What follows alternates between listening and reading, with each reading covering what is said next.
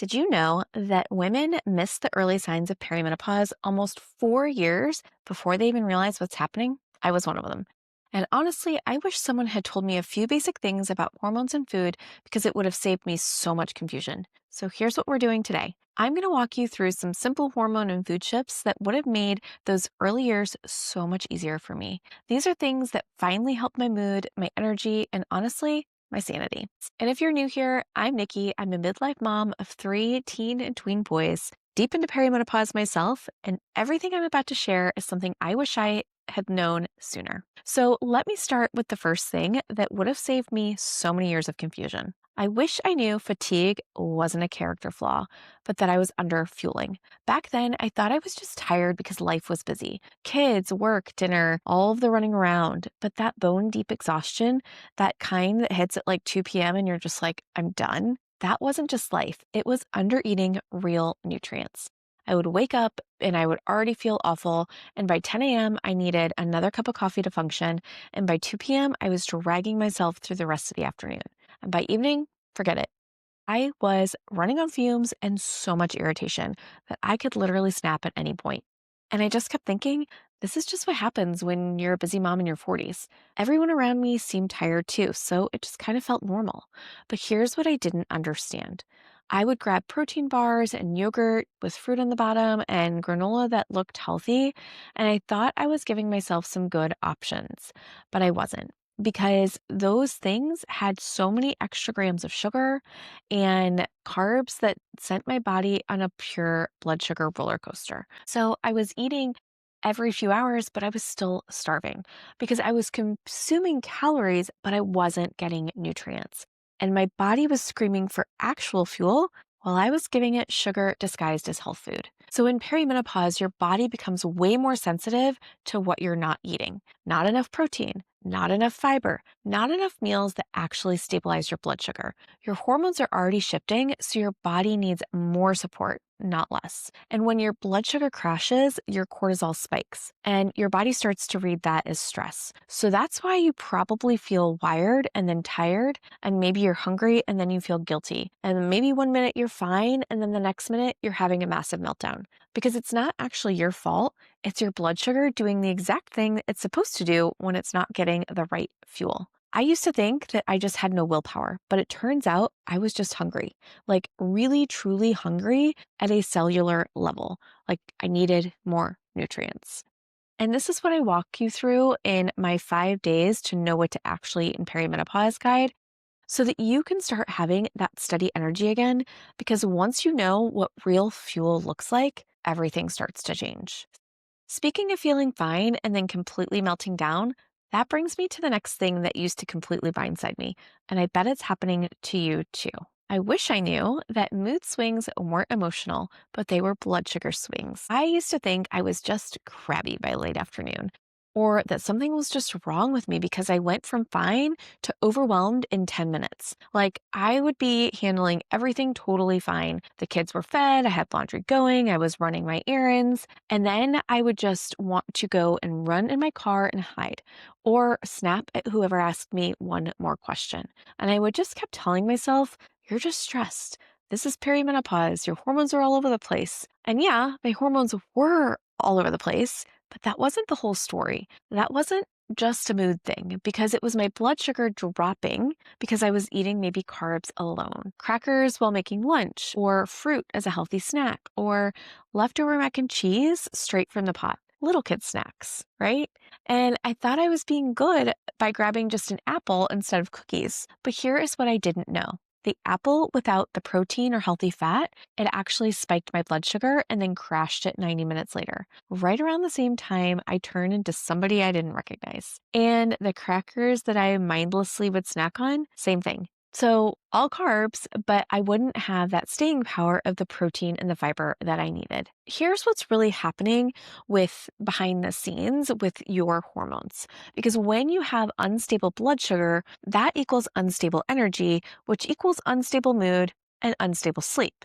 So, when your estrogen starts fluctuating, your body actually starts to lose some of the cushion that it used to have. So, the same snacks that used to work in your 30s now hit differently in your 40s. And your body used to be able to handle those blood sugar swings, but now not so much. And every mood dip feels way deeper, and you start to think something is wrong with you. But look, nothing is wrong with you. Your blood sugar just needs a buddy. Okay. So I talked about this, but protein, fat, and fiber, something to slow down the ride. Okay.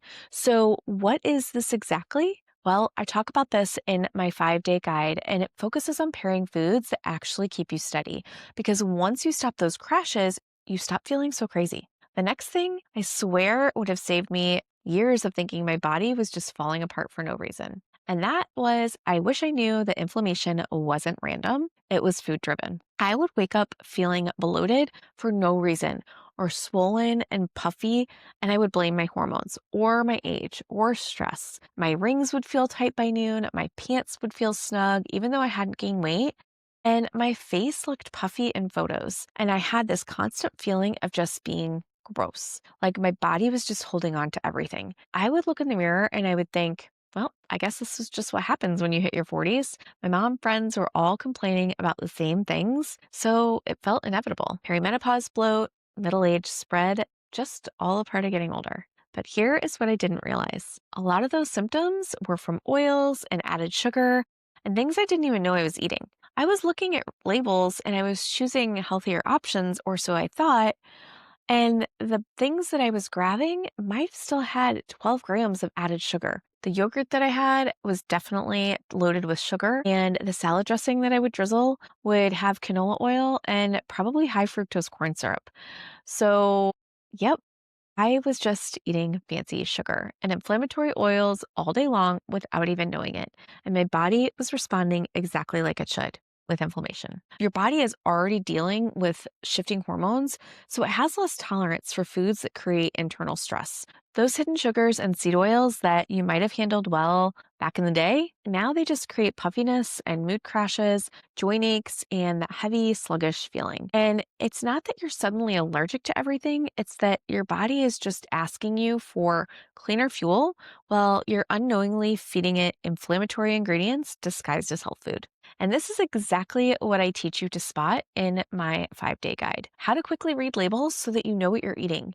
Because once you clean up those hidden ingredients, the inflammation and the puffiness and the heaviness all starts to go away. And this next one is the reason why so many women think that they're failing when they're actually just not eating enough of the right thing. Because I wish I knew how much protein my body actually needed. Okay, I thought I was eating enough, okay, but I wasn't even close. I would have Greek yogurt for breakfast and think, yep, got my protein in. And that yogurt was maybe 15 grams.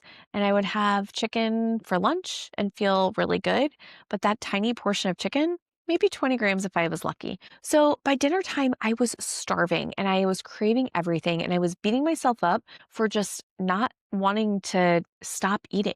And the truth is that most midlife women are only getting half of what they actually need, which then in turn means more cravings and you're hungrier and you're more tired. So we're walking around protein deficient and wondering why we feel like garbage. And I was aiming for maybe 40 to 50 grams a day and thinking that was good. But what my body actually needed was closer to 100 to 120 grams on the low side. No wonder I was hungry all the time, and no wonder I craved sugar every afternoon. Because protein stabilizes your blood sugar. It supports your muscle, which you're already losing in perimenopause, and it helps your metabolism keep up instead of slowing down.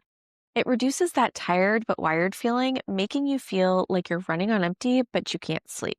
When I finally started hitting my protein targets, everything shifted. The afternoon cravings disappeared. I stopped thinking about food constantly, and I had steady energy instead of those peaks and crashes. And I finally felt satisfied with meals instead of hunting around in the pantry 20 minutes later. But here's the thing. I was so focused on getting the exact amount every day that I was making it way harder than it needed to be.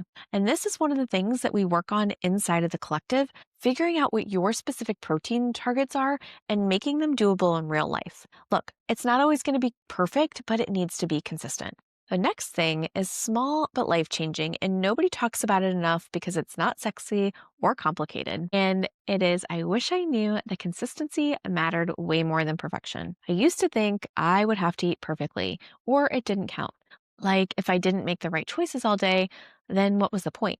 I would start Monday with these grand plans. I'd buy all the healthy groceries, start prepping, and feel so motivated. And then by Wednesday, life would happen. Grab lunch on the go, or the kids would want pizza, or I'd be too tired to cook. And instead of getting back on track, I would totally just throw in the towel. Well, I already messed up today, so may as well just start over next week. And then I'd spend the rest of the week eating whatever because I had already failed. So I was either eating perfectly healthy or completely off the rails, and there was no middle ground in my brain whatsoever. But what I learned is your body doesn't care about perfection. It really cares about patterns. So it cares about what you're doing most of the time, not what you do sometimes. And if you remember to add protein on your breakfast 4 out of 7, that's better than doing it perfectly for 2 days and then giving up. And if you're choosing the less processed option most of the time, that's better than being perfect for a week and then forgetting about it completely. Your hormones respond to consistency, not perfection. So small, sustainable changes that you can actually stick with beat perfect changes that you abandon after 3 days. So I stopped trying to be perfect and started really being consistent. And that's when everything really started working. That's exactly what we focus on inside the collective: progress and not perfection, real life and not ideal life. This last one, it's the thing that finally made me stop blaming myself for everything. And it was the food industry. I wish I knew I wasn't the problem, but the food industry was. I was blaming myself for craving certain foods, for not having willpower, and being exhausted. I'd stand in the kitchen in the evenings and I would be exhausted from the day, and I'd find myself reaching for the same snacks over and over. The crackers I could never just eat a few of. I know you know the ones. And I would think, what's wrong with me? Why can't I just stop? Why do I have no self control? I would feel like a failure, like everyone else had this whole healthy eating thing figured out, and I was just weak. I would beat myself up, promising to do better tomorrow, and then I'd find myself in the exact spot the next night. But the truth that I wish somebody would have told me sooner is that these foods are engineered to make you want more, engineered to hit your bliss point, engineered to override your hunger signals. Food scientists literally study how to make foods irresistible. They combine salt, sugar, fat, and chemicals in ratios that light up your brain like slot machines. And they add ingredients that make you crave more before you even finish what's in your mouth. So those things are designed to be addictive, and they're formulated to leave you unsatisfied so that you're going to eat another one. And the things that are even marketed as wholesome are engineered to trigger cravings. So it's really not about the willpower, it's about your biochemistry. And you can't willpower your way out of biochemistry. So once I learned that, everything got easier because I stopped blaming myself and started feeding my hormones what they actually needed: real food, because that's what satisfied me instead of triggering more cravings. And inside the collective, this is exactly what we work on: real food for real life, and actually understanding how food hits your hormones so that you can stop fighting your body and actually start working with it. So here's the quick version of everything I wish I knew sooner and why you're exhausted in perimenopause. You're not tired because you're lazy. Your blood sugar is crashing because you're underfueled. You're not moody because you're emotional. Your blood sugar is swinging because you're eating your carbs alone. You're not bloated for no reason. Your body is reacting to hidden inflammatory ingredients in healthy food. You're not failing at eating enough protein, but you just didn't know how much you actually need. And you're not bad at being healthy. You're just trying to be perfect instead of being consistent. You're not weak for craving certain foods. Those foods are literally designed to make you want more. But I don't want you to overhaul your whole life because you just need a few simple shifts that are going to match the season for your hormones. And once you learn this stuff, you're finally going to feel like yourself again instead of wondering what happened to the person that you used to be. And if you want help putting all of this into practice, then grab my 5-day guide. It's going to show you exactly what to eat in perimenopause so you stop guessing and start feeling steady again. No more afternoon crashes, no more mystery bloating, no more beating yourself up for being human. And if you want more support and clarity, not more rules, And that's exactly what we do inside the collective. Real women, real life, real solutions that actually work when you're juggling everything. And if you want to know exactly what to eat in perimenopause, watch this video next.